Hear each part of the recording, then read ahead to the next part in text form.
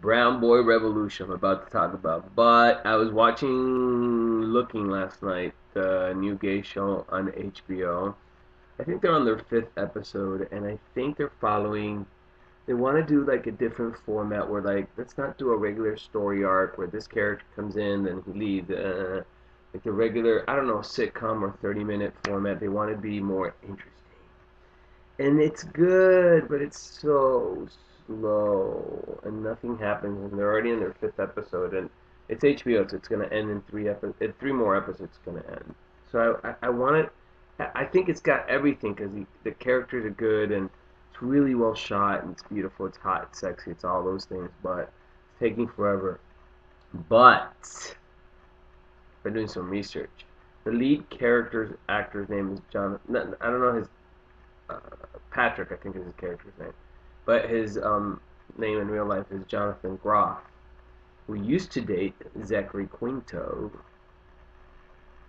Mr. Spock, and he's the main actor. His love interest is this hottie named Raúl Castillo. Here's a picture.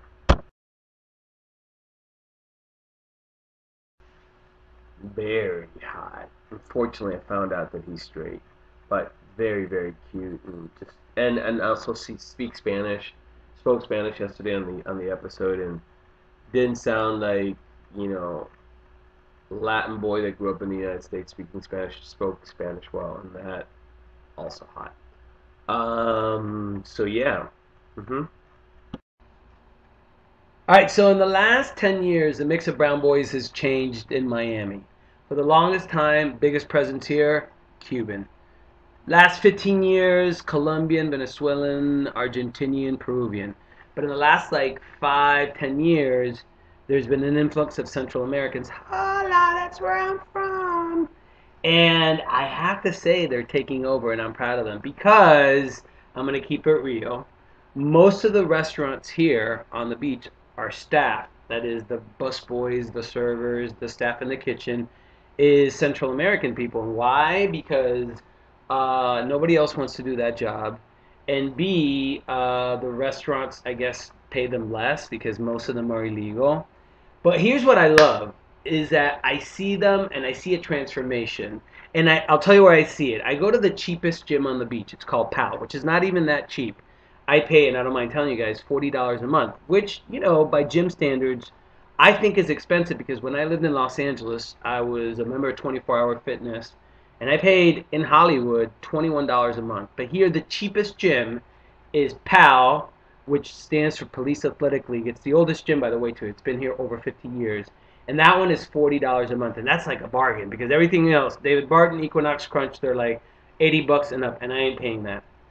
But so all these boys, the bus boys, end up working at PAL. And my friend and I say that it's like the busboy university because they undergo this delicious transformation where they start getting pumped up, they start getting tatted up, they get the haircut, the clothes, the skateboard, and I love it. Holla Central America.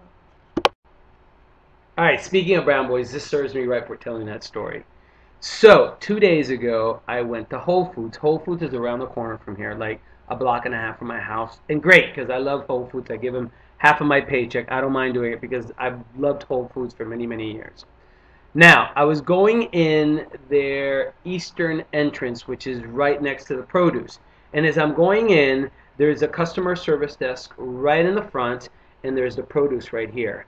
And a lady with her baby stroller had parked right here. And listen, I'm not a parent. I don't have babies. But parents with babies out in the world, I get it. It's hard. But please be mindful that there are other people. Anyways, she had parked right in the middle, so she had blocked the traffic. Remember, here's the service desk, here's the produce, and she parked right here. So now there's a lady right here who's trying to get through. I'm watching this whole thing as I'm going in.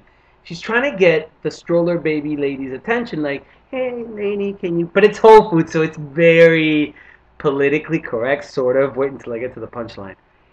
And she's trying to get the stroller lady to please move move the stroller.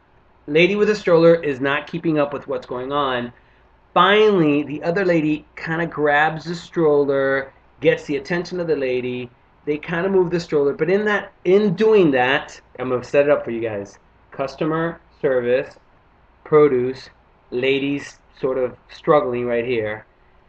The lady that's over here comes through and she knocks the mandarins, all the mandarins that were there, she knocks them on the floor. Me being the super citizen that I am, I'm like, watch out, let me help you. So, I can't believe this happening. So I go to help her and pick up the mandarins, and the lady that was trying to charge through turns to me and says, "You guys really shouldn't put this shit in this corner." What? I don't work here, lady. I was just trying to help you. And this is my last Brown Boy story. So I've spoken before here about the fact that I pay for my porn, and the 3 sites that I endorse are SeanCody.com, Thank You Dirty White Boys, Naked Sword for the sheer volume, and BuyLatinMen.com. And this last one, BuyLatinMen.com, is a hit or miss. But when it's a hit, it's a home run. And lately, they've been putting up these videos that say in the description that are from Costa Rica. But when I played them, the accent, I'm like, I know that accent. That is not what we call a Tico accent, which is a Costa Rican accent. It's not that. That's a Panamanian accent, and that's where I'm from. And let me say this. They've been super hot. And the last one, which is called Salchicha y el Pasivo, which translates as sausage and the passive one, was 5 stars.